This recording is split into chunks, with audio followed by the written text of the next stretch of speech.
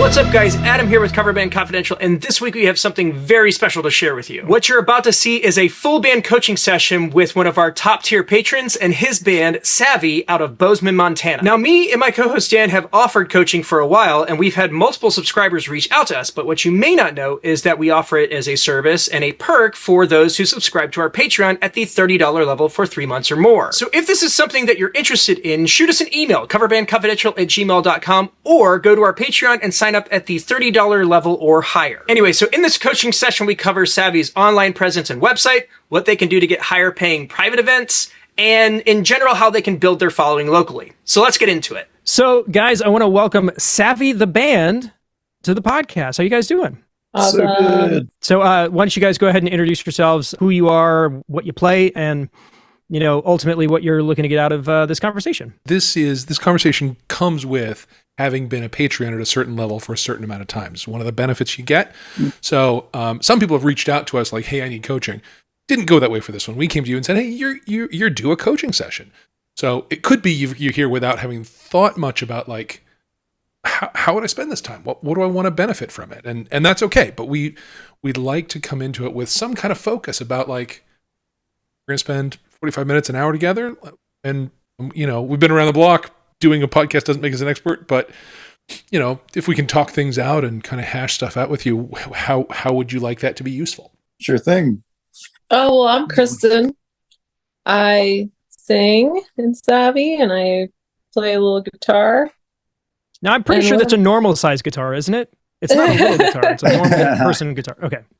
Yeah. It's for regular size people. I'm Adam. I'm the drummer and the band manager. And signed up with you guys because, or joined the subscription because we're really into the cover band scene. We looked at Pork Tornadoes and we were following them for a while. Mm-hmm. And then that kind of led to the podcast and then getting with Coverbandconfidential, and they're doing some really cool things. And we're doing a lot of those same things, and we want to take it as far as we can. And ultimately, I'd like to do the cover band thing full time, or music in any capacity that I can, and be a broke musician getting by. That's fine with me. But we're trying to get exponential growth too. So we've had some really great success over the last couple of years since we started. But now it's like, okay, how do we get to the next level? Instead of just doing the local stuff and some occasional regional gigs, how do we book many tours, hit 3 to 5 gigs in a week, and be efficient with our booking schedule? And then we get a couple weeks off, 2 or 3 weeks off, so that we can get the exposure, be efficient with our schedule, and still have lives outside of, if you have one gig in a weekend, it feels like it takes the whole weekend, right? Yeah. So let's knock out a bunch in a week and then have more time off. So anyway, I just wanted to pick your brains on that. Big dreams. Love it. Big dreams. Big dreams when you're getting close to 40 is not ideal all the time, but it happens. Well, I am Caleb. I play lead guitar in Savvy, and I just love your guys' content. It's a great time. I re-listened to some of the kind of band coaching sessions this week, and I'm just excited to hear your take on what we do and how we're approaching it and what we can improve on. In order for us to get a general idea of where you guys are and, where you're going, we get access to all of your accounts. We take a look at things and see where there might be some opportunities and that kind of thing. So we went ahead and did that. And you guys are already, like you're saying, like you've had some success. You were voted your city's most popular or best cover band. That's tremendous. You have dominated your market. That's a massive win. And it's something that I will actually want to bring up on a couple of notes.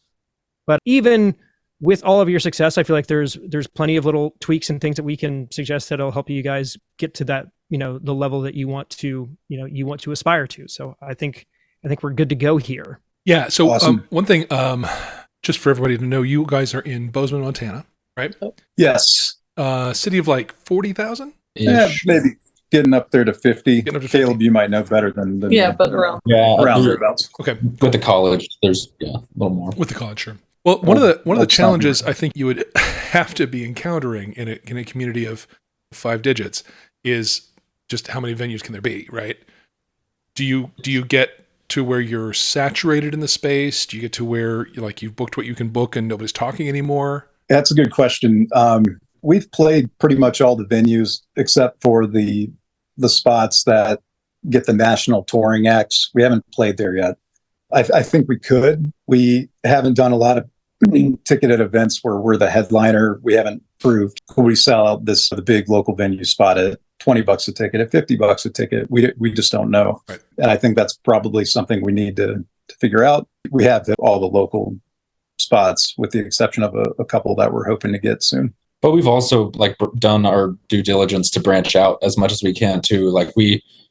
We've played in Billings and we've played in Helena and we've played kind of the local surrounding even other bigger cities, and we've started creeping into the Big Sky market recently as well with some of the hotels and bigger venue like private event stuff there too as well. And that's kind of helped keep the local Bozeman crowd ready to come back next time we're in town, because we haven't played in Bozeman in a month or so. Just we've been in surrounding cities, which I think has been really good for us, so our show feels fresh when we come back. It's awesome. Yeah, we got all new songs and stuff. And yeah, it's good. It's good. Sure. And I imagine there's a pretty solid tourist trade through that area that keeps events happening. For sure. It kind of works out to, so Kristen works at a breakfast place in Bozeman. It's like the breakfast place in Bozeman. And it helps with this business too, because she sees people all the time, or she'll get recognized, which always feels good, you know? Yeah. And, or she'll be talking to tables. Where are you going? We're going to Big Sky. We don't know what to do. Well, I'll tell you what you can do. We're playing a show, here, tips up tonight. So it works out a lot. I think that happens every time we have a gig now, but in some capacity. Yeah, I'm working it. Cool. So that's good. Hustling. Yeah, nothing like feet on the ground, right? yeah. Yes. So let's go ahead and start digging into some specific things. I think, the way that we want to present ourselves to the world, like social media is the way that we kind of tell people the story that we're trying to tell, what level of prominence we're at, what kind of services we offer and that kind of stuff. So ultimately your online presence, even as a local group, is going to be super important. And I feel like there's a lot of really good things that you've already got. Most of your stuff is kept super up to date. I did accidentally wander into your TikTok account, and it was a bit of a ghost town, but every other platform you guys are doing really well and keeping it, freshly posted and keeping things current. So I think that's great. I was just going to say TikTok is an anomaly to me. Like, I don't know what the hell to put on there. The weekend. And I know there's other bands that put really funny stuff up there, but I don't know. You have to be a student of the platform for sure. But Dan, you had something you wanted to chime in with? Well, just the one thing that I saw that wasn't, that was notably out of date. This is very much I should take my own advice piece of advice. Sure. But the events listed on your website have quite a few that are in the past. So you might want to go in there and just tidy that up. But it's the other thing that as I look at the events in your Facebook, they go back, they're thorough. You've done a really good job of marketing in Facebook and the event level. And so that gives you some credibility. I don't know how many people actually dig into that, but I do. Look and see, we do too. Exactly. Your history, kind of speaks for itself in there. So that's good. So you think we should have like a section for historical events on the website, or I feel like up to a certain point, when we're talking about the way online stuff, website stuff, whatever, you just need to give people the impression that you've been doing this for a bit. Like, they don't necessarily need to see 4 years of past gigs. Maybe if you have the 6 that you have coming up, and maybe there's 10 that are kind of grayed out that you've already done, but nobody is going to be looking scrolling how far down does this list go? They just want to see you're busy. Yeah, it looked substantial. That was all I cared about. There's a chunk of them there. I have gotten some traction in the past by having kind of a resume of places I've played. In a first conversation with a venue, being able to say hey, we've been down the street and that other one, and that's an important thing in a conversation, I think. But whether it matters to the consumer audience, not. Okay. Because you have to think about the kind of person who's going to each of these places. So if you're talking about Facebook and Instagram, those are your fans. Those are the people that support you, that want to come see you, that are there to be a part of the thing that you do. People who go to your website are people who are looking to hire you. So the information needs to be tweaked in a way that still shows, because you need to, part of the thing that we show people on a website is what does the public think of us? So you want to have pictures of tons of people having fun on your website, but you want to show that in a way that conveys to a potential client, like, I can fill your room up. I can, be the most fun part of this event that you're trying to throw. So it's just a different way of presenting yourself. Yeah. That makes sense. Yeah. Do you guys have any, so you looked at the website. I'm just curious what other feedback you guys had, because we're trying to improve that. Yeah. So first off, your branding and presence is super solid. Like, everything seems like it's pretty cohesive. You've got certain colors that you're always leaning into. You've got your logo. It's prominent on everything. As far as your Facebook page, I still think you need to put Bozeman's #1 cover band in the banner of the page, so that it's the first thing that people see, because they may not make it down far enough to see that. But you want to make sure, you're Bozeman's #1 cover band. That should be the thing you lead with on everything. It should be on your website first and foremost. It needs to be in a non-scrollable space. So it's full on presence of mind. Can't miss it. This is what you have. This is all press is good. So, like, use this good press and just shove it down people's throats. Yeah, seriously. The year that I was voted best musician in the triad, I used that on every single thing, everything. Nothing got away with not being, slathered with that, because, it's a statement. It is. So and it's something tangible too. It's not like, hey, we're really good. It's like, this is objective data. Yeah, the Tri-Cities premier, so-and-so. Yeah. It's and you can cite something, like your Bozeman's #1 cover band with a citation. That lends credibility to it. But you were talking about, like, wondering what we thought of the website. The website's fine. There was a super weird thing on the front page where the logo was a little bit too big, and so there was this, like, weird dead space between the top and, like, where, like, content started. I don't know what it may just be, like, you can shrink it, or there's a button you push in the website builder that will help resize it. But what I'm seeing primarily is not putting as much information as possible in the non-scrollable part of your page. Okay. So again, first thing, #1, like, we're Bozeman's #1 cover band. Put some media there, just because as you scroll, like, people will scroll, but they have to see the thing, that's right in front of them and go, I want to see more information. So do your best to try to get that as optimized as possible. The other thing that I saw that needs to be on every single page, like everywhere you go, is a call to action button, whatever that is. Typically it's book us, contact us, let us, reach out to us. Let's play your party. But there isn't any of that on any of your pages. And there needs to be one literally right in that non-scrollable part of the front page. And basically at the end of every major section, put a button in. It doesn't matter if there's multiple buttons on a page. You just want to make sure that you make the entry point as easy as possible. That's the most important thing. Got it. We'll revamp that for sure. That makes sense. And then one other just note that I think is a good thing, because it looks like you guys are trying to branch out a little bit. And one of the things that's cool is that it looks like you've got multiple offerings of this group. So we can go in as the Savvy Duo. We can do this karaoke thing. We can do the full band thing. I think a services page would be a good idea. Okay. Break them down. Like, we can do it in this configuration. We can do this. We can add this on. We can, any sort of partnerships that you can build with event companies, or maybe there's a photo booth in town. You can make that something that you offer. Like, find creative ways to kind of bring other people in, but also kind of like say, I can provide this turnkey service for you. You don't have to worry about anything. You hire us. We're going to bring this. We're going to bring that. We're going to add these enhancements to your event. So I think putting those on a single page and making it really, again, we want to make it easy. We want to make it super easy for people to go, yes, I want to hire these guys. That makes sense. We're jotting this stuff down too. Yeah. A lot of my thing to, like, I try and get on, like, have a conversation. Like, I'm just hoping people, like, just contact us. So, like, on our contact form, there's no, like, fields to fill out. It's just send us an email and let's talk kind of thing.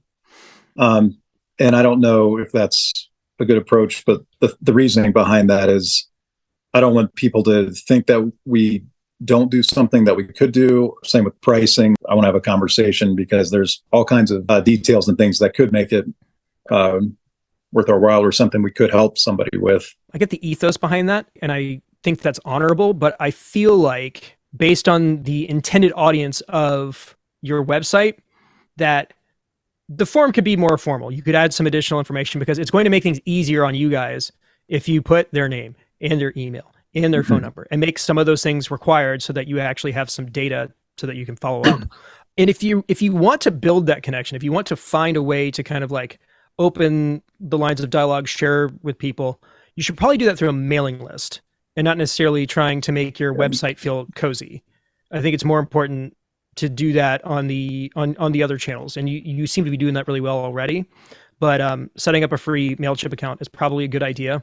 And almost every single website deal has some sort of integration where you can prompt it to pop up a sign up for our mailing list deal. Yeah. So people sign up for our mailing list. Let's say they do that. We actually have HubSpot CRM too. I don't know if you guys are familiar. Yeah, very familiar. But we haven't played around with it a lot. But we were hoping to leverage that for like digital outreach, automated triggers when there's some kind of intent signal, if nothing else, but to notify us to do the thing, you know. So we're trying to figure out how to integrate that too, and even like direct mail stuff, like, you know, thinking outside the box, sending somebody a shirt and like candy after a gig. I mean, just things like that. Yeah. Have you guys done anything like that, like with direct mail or using a CRM or anything like that for band stuff? I use HubSpot to manage venue contacts and keep up with the sales process there. Yeah. I've never used it for sort of mass contact. I think direct mail is a really intriguing idea. I will say I know from my marketing background that its response rate is tragic compared to other things. And you just know that when you're doing a mail campaign, you know you're going to blast the world full of flyers and 99.5% are going in the trash. But it still works for people, obviously, because I keep getting the mail. You know, I think if there was a way to target it smartly and do it cost effectively, I think it'd be a great thing to experiment with. I'd be really interested to see the results. Yeah. My other job too, I actually work for a marketing technology company, and we have software that integrates with sales marketing platforms. Nice. That triggers the direct mail, and direct mail does suck if you don't. But it's all about the timing, the timing and how, and then it really does create some lift. But I don't know. I mean, for a small operation, it's probably doesn't make sense. But I don't know. I think just how would we know unless you tried it, right? Yeah. Yep. Well, and kind of how Dan has created these, like he's got the punch cards, and there's kind of like a gifty component to that. Yes. It is a way to build relationships, and you could do direct mail, but you can do it on a more focused level, on a smaller scale. Right. You know, with the people that are like diehard fans, you can do those things. You can find these ways to surprise and delight, you know, your customers beyond just the standard offering of, you know, playing at their favorite bar and that kind of thing. Yeah. I mean, if nothing else, to give them a little laugh, anything like that. Like just remember, you know, this band name. That's really it, you know, or whatever the call to action is. So those were my notes on the website. I mean, it looks perfectly fine.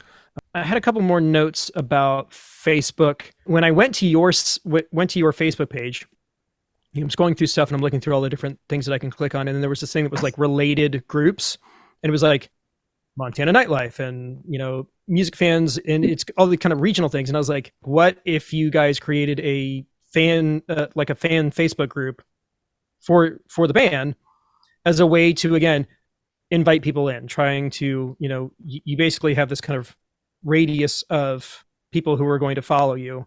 You know, try to reward the nucleus, the people who are ride or die, and then find ways to engage with, you know, all the concentric rings on the outside.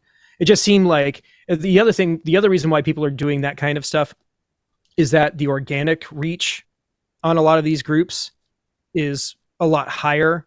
You guys put your flyer up on Facebook or Instagram, they're going to go out of their way to make sure that only a small percentage of the people that follow you get that.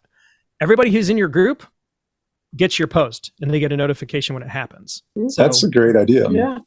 We're done. Might be a small group at first, but well, They are. work with what you got. Those are the people that are going to see you through to the other side. The other good thing that I liked is that you guys have reviews on your page. That's awesome. The only observation I had was that the last one was from 2021. So I don't know if there's a way for you guys to incentivize people to leave reviews for you, just so that it's, again, we're trying to look like we're consistently putting the reps in. So any way that you could kind of get a couple more recent ones would just help with visibility and make it seem like you're out there moving and grooving. You're saying on Facebook, right? Mm-hmm. Okay. yeah, we've been pushing the Google reviews lately because we have a Google page now. Mm-hmm. And so that's where some of the recent ones are. And we typically don't get them, honestly, unless we actually, ask people for them. Oh, you don't? No, you got to ask people. Yeah, you And you got to not feel weird about that. You just got to ask them. Yeah. Totally. Like there's something to be said for being a little pushy about things, or even like follow us on Instagram. It shows, like, it might be a little annoying, but I feel like it works. Yeah, I must say it 3 or 4 times on stage. Like, we have a sign, like what is it called? Like one of those plastic, like, stand-up signs. Retractable signs.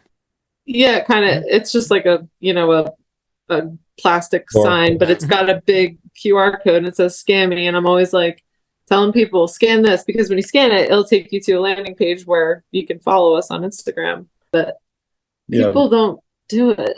People do not. We get like 1 to 2 followers at a show if we don't. So listen, do you know my mailing list shtick? No. Look, I'm shameless. Oh, he holds the show hostage. I hold the show hostage. I am shameless about this. And it really only works in acoustic shows. I've done it sometimes in electric, and it works. It works there. I'm just not set up for it with the current band, with the infrastructure I'd need. But I literally say, all right, now we've come to a really crucial part of the show where I need you to take out your phone.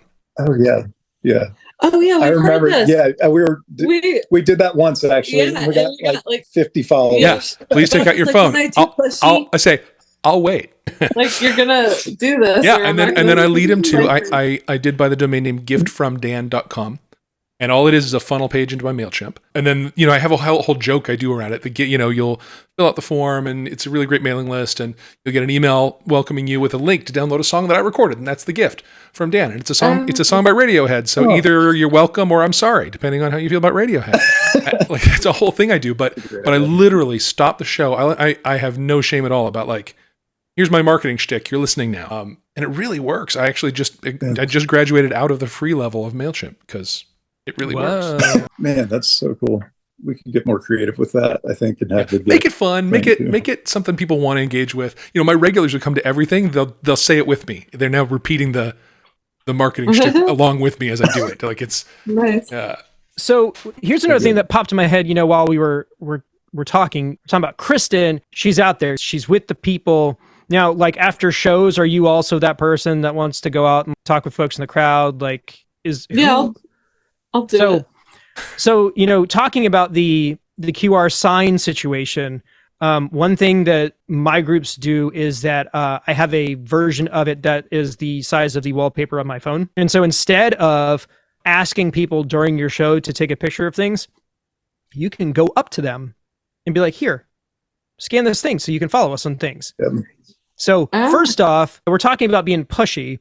You can hold the whole show hostage if you want to, or you can just walk up to a person and use the fact that you're, like, standing right in front of them as the leverage you need in order for them to actually do the thing you want them to do. Okay. Very true.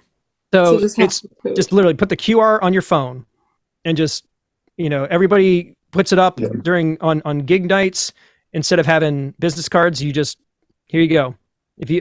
Oh man, you guys are great. Here, take a picture of this, and you can follow all the stuff we got. Okay. So it gives you kind of a little bit of both of the things that you're looking for. It seems like you're getting that personal connection, which is ultimately what you want. You're trying to build diehard fans.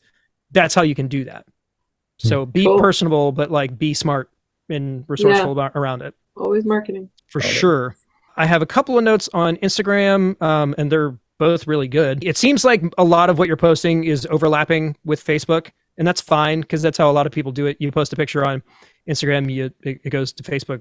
But I still feel like there's stuff on Instagram that's not on Facebook, but not the other way around. Correct. So there's certain things that work on Facebook that obviously don't work on Instagram. So like putting an article to some sort of thing that's kind of related to either an artist you cover or the kind of music you guys play, or just something that's like in the world that you are. It's just a way to share with people. And it's got, there's no ulterior motive. It's the non-marketing marketing. And those are things you could be doing on Facebook, just again, separate, because different people at different times of their day are consuming that content. So you can find different ways to find them where they are.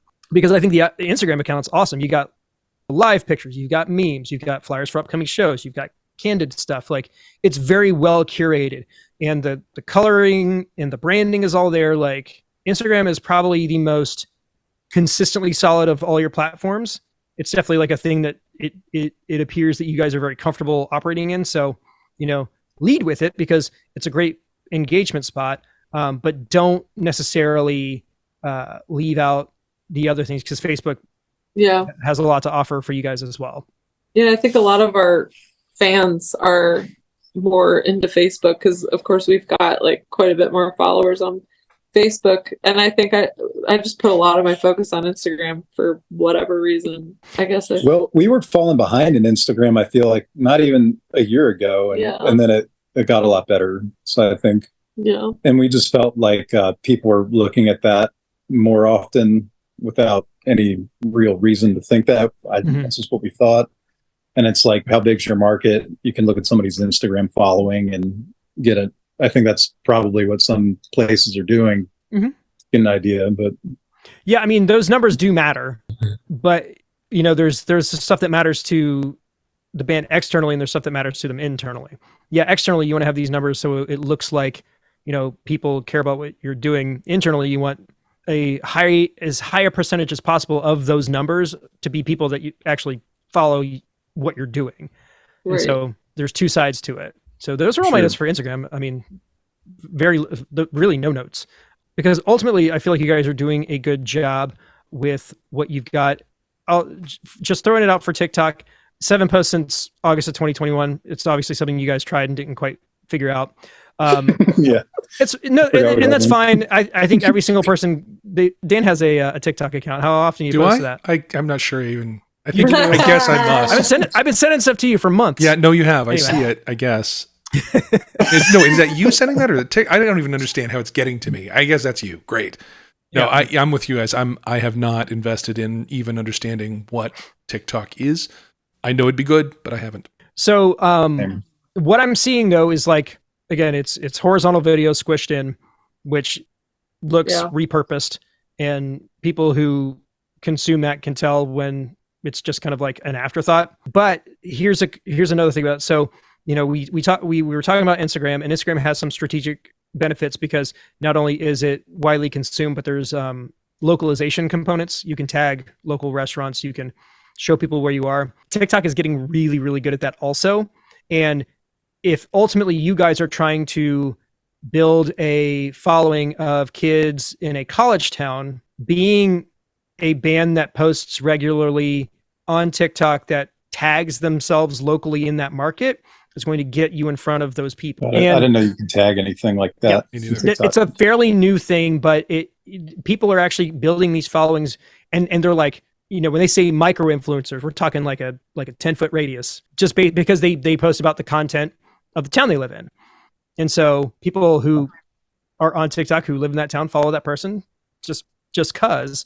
But I think it would be a really good idea for you guys to do that, since you're playing top 40 pop music and you have a college in your town and you want those people out to your shows. Doesn't have to be live stuff. It can be you talking through the songs you cover, your favorite. You could do a video that's just our favorite bars in Bozeman, or these are the clubs that we like to play with or like to play at, and each one could be a 30-second video. Here's this place. It's awesome. They have this special on Friday night. We play here, in 3 weeks on the whatever. And it could be as simple as that, but tag the venue, make sure that it's localized, and just put it up. And does it have to be funny? No, I'm rarely funny, but the upside to doing those kinds of vertically formatted videos is you can put them on Reels too. You can put them on shorts too. So the ultimate objective is to distribute them, as far and as wide as you can. And there's really easy ways to do that now. Very cool. So it's different video formatting to like the vertical format. Mm-hmm. So that, okay. But that's the same as Reels on Instagram. Yeah, totally. And right Okay. now, Reels is actually kicking TikTok's butt on discoverability and reach. So, do that. And the same with YouTube. Honestly, if you have a series of videos, I've had crazy numbers on some of the podcast excerpts and just stuff that I threw on TikTok is kind of like an afterthought. Like, yeah, you can get some serious numbers out there. Cool. Anything to add, Dan, before we hop into the promo stuff, the YouTube video stuff? No, I have something to add after that. So one of the things that your YouTube channel does very, very well is that your stuff shows people having fun, and it does that very, very well. Yep. And that is a thing that you should 100% lean into, because that's ultimately what people who are trying to hire you are looking for. You guys look like fun. So lean into that. But like Deanna kind of alluded to it, every single promo video or anything that I saw, the song clips were way too long. And I know the temptation.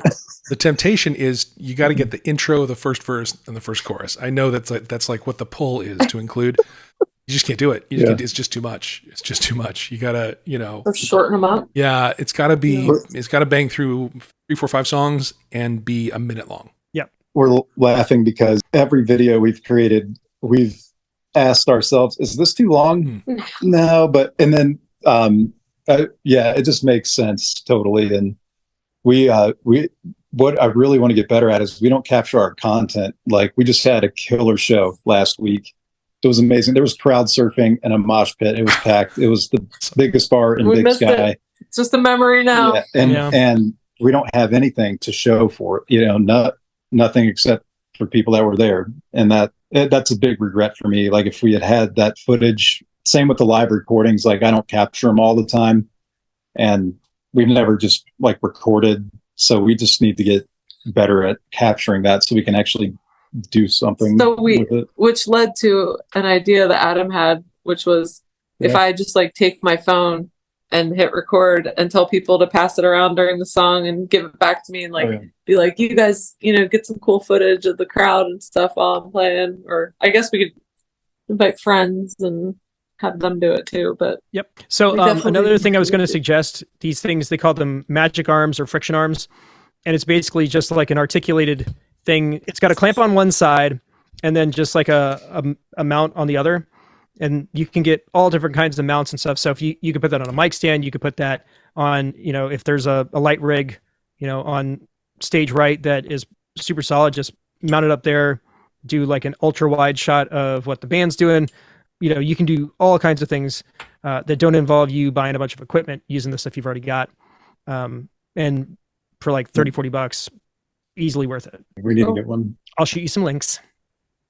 Thanks. I've invested heavily in the Mevo camera ecosystem. So I now have six points of video capture on stage. And because I spent significant money on it, I'm not leaving it at home. Like, I'm using that thing to the point that I now have to buy hard drives because now I'm taking so much video. And I haven't necessarily found time to actually cut or edit or use any of it. But I have a lot of it. So those moments that are so amazing, like, I am committed to capturing them. That's for sure. I was going to ask about the camera. Like they sell, I forget what they're called. They may be what you're talking about, but they're like little, they look like security cameras, but you can buy them in Sweetwater, and I don't know the capabilities, but they're kind of spendy. They're kind of spendy. But it also looks pretty convenient, and you can get any angle you want. Yeah. Here's the beauty of them is they run off battery for about 6 hours. So they'll record to an SD card standing all on their own on a clamp like Adam has. I have a bunch of little stick tripods that I can just put them anywhere. They don't have to plug into anything. As long as I charge them the night before, they'll run all show. And then I come home and I got all these SD cards full of angles that I can then bring into whatever editor I like and make whatever I want. They also will connect to a Wi-Fi and live stream. Mike's doing that for a lot of the Pork Tornado shows. And that's a pretty cool thing, but I'm more interested in coming home with recording. And they're fantastic for that. Great in low light. These are the Logitech Mevo cameras. They sell them in singles or 3-packs, and I actually bought 2 of the 3-packs. So yeah, I'm really loving those things. Do they do audio too, or I'm assuming you're getting that separate? Yeah, they have mics on cam, and they're pretty okay actually. But I am running a line out of the back of one of my mains into one of them. It has an 1/8 line mic in, and so cool. I'm actually running a cable out of an aux out into that, and that's working well. So another thought that I had talking about footage and stuff is you've got to have a fairly large population of young kids with decent cameras that, fancy themselves filmmakers or what have you. I feel like hiring somebody to bring a DSLR out and shoot one of your shows coming up shouldn't be super expensive. Yeah. And then you could cut it together yourself. But I think the primary thing that you want to focus on is you want the cuts to be quick. You want to convey the energy that the band is putting out by keeping things very high energy, quick switches, do a chorus of a song, move on to the next one, and really focus on a couple of benchmarks. You may want like your full promo, maybe a 2-minute version, 90 seconds, 60 seconds, 30 seconds, 15 seconds. And you just need to have those, and you want to, because then you can post them on different things. Yeah. Or you can make them a part of promotions. So if you have like a 15-second promo, take a version of it that's vertically oriented, and then at the end, put the flyer of the show that you're playing at the end of it. So you have to have all of those different things because, again, different people consuming at different points of their day on different devices. Yeah, and I think got it. Adam's point about bringing somebody in to shoot professionally, that there's just nothing quite like professionally done video and photo. I like all your videos, but they do have an edge of homegrownness about them, which is like authentic and great. I kind of enjoy it, but like, boy, that same thing shot on really high quality stuff with it dialed in for the right lighting that they're in front of rather than kind of what the phone's going to figure out, or just makes a world of difference. I would really recommend hiring somebody to just shoot one big show. We actually did, but it was, in hindsight, we should have done it differently. For the promo video, a lot of the clips in it, the 3-minute one, we were playing a live, a big show with a national touring band was headlining it called All Good Things. Mm-hmm. They were the headliner, and it was at this really nice brewery outside, and we hired a production company to come film it. But it was challenging because it was outside. It was the middle of July or something, so it was like hot, so nobody was standing in front of the stage. They were all like back in the shade. So we couldn't, there was too many variables. And then, we're getting on and off the stage really quickly because it's essentially a festival. So there's other bands coming and going. And we should have, next time we do that, we're going to do it at a place where we don't have those variables. We can do it inside and we're the only band playing. Then we could really get what we need. Because there are other videos clearly shot on somebody's own phone or something where you got the room hopping, and man, if we just had a good camera in there, it'd be a whole other ballgame, right? Well, and use that footage, use that shaky footage as a way, like use it as kind of B-roll over that. Because that shows the energy of the room. Like that's important. Yes. Because I know what you're talking about, because it was the only one that was during the day, and the footage looked nice, but it just, again, the thing that you guys clearly do is not in that video. Yeah, that's the challenge, and it really was a burning bush moment for me after the gig we had last week. It's like everybody wants this. We don't have to try and sell it. Like, just show them you want this, and people will buy it. Yep. But we can't really do that. We can't show them a nice, concise, short, easy to consume video, and I think that's our biggest problem right now. Well, and I would say, based on all of the critiques that we have talked about up to this point, it is really the only one that I think is holding you back, because I feel like you guys have all of the other stuff that you need. You just have to be able to package it in a way that's easy to consume and just confirms the assumption of the person who wants to hire you, which is, yes, I want this. So that's ultimately where, that's the last missing piece, really. Everything else is already there. You can tweak existing things. It's just that's the thing that I think is going to seal the deal. It's good to hear, because it's hard to get, I guess, lost in the weeds. Like we're doing, with the social media, are we posting enough? Do we need more gear? Like there's all kinds of quote unquote problems or things. Well, the answer to all of those is resolve, yes. Yes. Yes. Gear always. Yes. Need more gear. It's good to hear that, to hear that out loud, that is our biggest potential problem, so that we can get the resources we need to solve it. For sure. Good. And then Adam, I think you're at the end of your list, right? So yeah. Maybe as a parting exercise, the drum that I beat is about branding and about brand definition and brand position, all of that. How would you describe the character of your brand? What's your brand proposition? Yeah, that's good. You want to take it? Go for it. So I guess our brand is a cover band. We only play songs that are singable, danceable, and highly recognizable. Note for note. Yeah, and our shtick, note for note accurate. We play to a click track. We don't go too fast or too slow.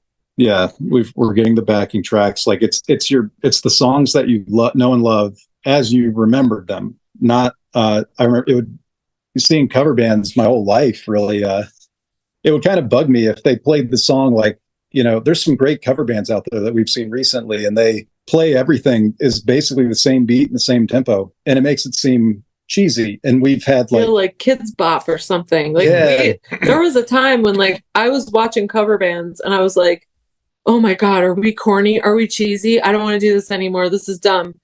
But then we figured out it was because they're playing everything really fast, or they're doing it just way different or something. Yeah, it's all like been put in their machine, and it comes out with the same tempo, the same everything, and it just seems manufactured or something. But when you play them as accurate as possible to the record, or unless you're going to do a completely different version of it, that's something different. But so that's our thing. And so I don't know if that answers.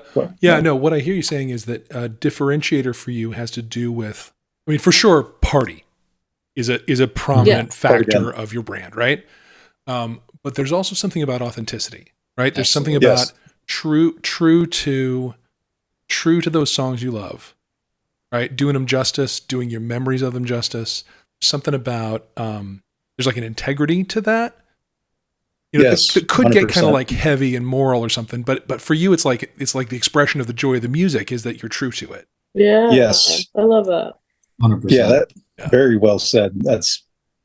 It's deeper than just we want to be perfect. It's not even about being perfect. Right. It's about sharing an experience with people. And we've had people cry at shows. There was who was the old guy at the Harlow show? I remember the song that you played from when I was blah blah. Yeah. A person that just recovered from cancer came out to the show, and they were very old, like in their 80s, and they said, I didn't think I'd ever be out like this again, or didn't think I'd ever want to be. And he was crying, and he like hugged us all. It's like, man, we would have played this show free if we would have known this would have, like it's really cool. Yeah. So that's another word that's important in your brand. I just heard another one, and that's connection. Connection. Right. Yes. So it's party, but it's also authentic, and it's connection. All right. Yeah. Oh, I was just saying, like, the biggest thing for like what Savvy is to me, like I grew up just loving like arena rock and like seeing that atmosphere of like, it was a party, but then like if a power ballad hits, like everyone in the room feels it. And there's like the weird dichotomy of emotion and energy. Yes. And like, I think that's a thing we have clinged to really well as Savvy. And like, that's my favorite part. There's like times of the night where you just lose yourself in it, and it feels like an arena, but it's a bar. Yeah. And that's what you. Yeah, absolutely. Yeah. For me, that's a great expression of this thing I mean by connection. That's perfect. Like that place where we're all just in the music. We're all kind of one in the space. Like I completely know that moment. That's really well said. I don't know if there's another word you guys would add. This is an exercise I'd challenge you to take away from here. Not like you've just found an answer, but like you found a question.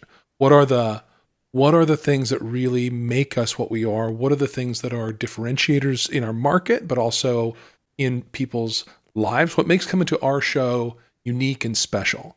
And then write those down, make sure you have them, make sure they kind of give you chills a little bit, right? Yeah. And then the real work starts, because then you want to build the video that says that. Mhm. Yeah, I love it.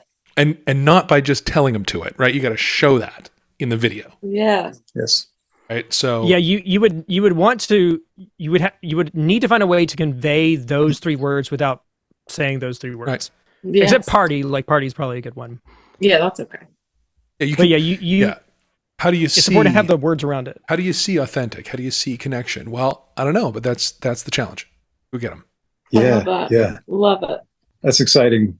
It's Yeah. good if it's exciting and motivates you to want to do that. Yeah, yeah. A lot of And just in the same note, talking about the words and the vibe you want to convey, what can you take of all of that and shrink it down into a sentence? So like when someone goes, what is Savvy like? Yeah. And I'm being like serious. Think about what that sentence is, because it took us forever to figure out how to like thread the needle here. And the Rock More Suck Less thing happened because a guy that we interviewed at the very beginning just said it. He just said it. And it was just a throwaway line. Yeah. But like in that moment, I was like, There that's it. There it is. Well, and I love yours, Yeah, Adam. The what did that guy soundtrack say? to the best night of your life, right? Yeah. So that's good. well, that's the ATL. That's the agency one. It's Right, let us but be the soundtrack to the best night of your Either life. way, it what's so on our- conveys the brand, right? That's Perfect. great. So yeah, walk out of Yeah. this with a strap line, a sentence, something, and then Yeah, we had a guy at a show say, "You guys transfer happiness," and I was like, "Write that down. write that down. Write that down." You're right, like a concise little blurb. It's all about Love it. we got to be easily digestible. It's got to be just say the thing, show the thing, and just confirm people's assumptions. Yes, this is what I want. But like a design Love thing. it. That's my thing. A lot of bands kind of fall backwards into a brand instead of designing something. And I think it's so much more, like we all just kind of got moved by what we just created here, right? And so it's just so much better to think it through and who do I want to be and what message do I want to convey? What do I want to leave an audience with? Totally. Yeah, cool. Well, do you guys have any specific questions for us? Anything that you want more information on, or things we didn't cover? Or Yeah. How do we get an agent? So, Y'all- We- do you guys have agents that work in that area already? we do. And we're talking to one tomorrow, which I don't expect anything much to come out of it, but what I don't really know what they could offer. I'll find out more tomorrow, I guess, but we want help booking. We can book the local gigs pretty well. We want to do regional and, across the country too, however it makes sense. But we want to do like little mini tours and have some help booking that. We don't know places in Las Vegas, but we could do the legwork and figure that out and try and it's just a lot of work to try and book multiple cities at different venues. Yeah, so I would say the main thing is promo, because if you approach an agent and they check out your promo, they're not going to get it. They're not going to see what's there. So that's probably priority number one. More practical stuff, more stuff that you guys can do is not necessarily like start with the end in mind, but like be kind of think about things in rings. So think about where Bozeman is and think of like the lowest kind of radius that you guys could play in. Is it 10 miles? Is it 20 miles? Is it 30 miles? And find the places in those towns that cater to the kind of, people you want to play for, and do one of two things. Either reach out to them directly, drive there, do some FaceTime, or find a band in that market and ask them if they'll split a bill with you. Because you're probably going to need to do that if you're going into a new city. If you're trying to go and kind of assume headliner status, you've got to find a way in. And it might be worth one gig to, mop the floor with some venue for half your normal pay rate, if it meant that you could come back in 6 to 8 weeks and get your full rate and, set up a relationship. That makes sense. Networking, basically. I mean, right? Yeah. And once you have that first radius kind of mastered, go out, another radius. How far is that? 50 miles, 100 miles. I'm not going more than 50 miles around my house unless you're paying me a Montana, big though. stack of money. I bet Yeah. it's further than 50 miles. Yeah, I mean, Right. Bozeman's almost 50 miles from where we are now. So It's yeah, a- you have to find kind of where those places are in order to get there, and keep it local-ish.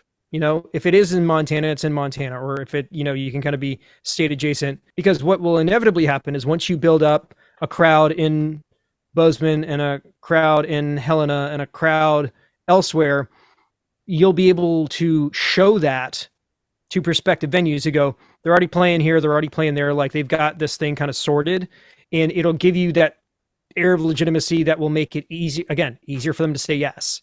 You just have to be sure that you have all the things in place that when you go in for the ask, you already know that you're going to get it. That makes sense. It sounds like a job interview to me, or something. Like it's a job you want. You know, you're best for the role. Like it's just showing them that, and we need to get to that point. Yeah, I mean, the main thing with promo is show you guys looking cool, show people having fun. And if you can do those two things and you can make it sound as good as it looks, I think you guys are set for a while. Sweet. Yeah. Well, thanks a lot. This is super helpful, and pretty insightful too. I think we've got some marching orders here, and would like to be in touch to get your feedback too in the future. Savvy, guys, thank you guys so much for being generous with your time and asking the questions. And hopefully you found this helpful. Best of luck to you guys in the coming year. Thank you, guys. Yeah. Thank Thanks you. so much.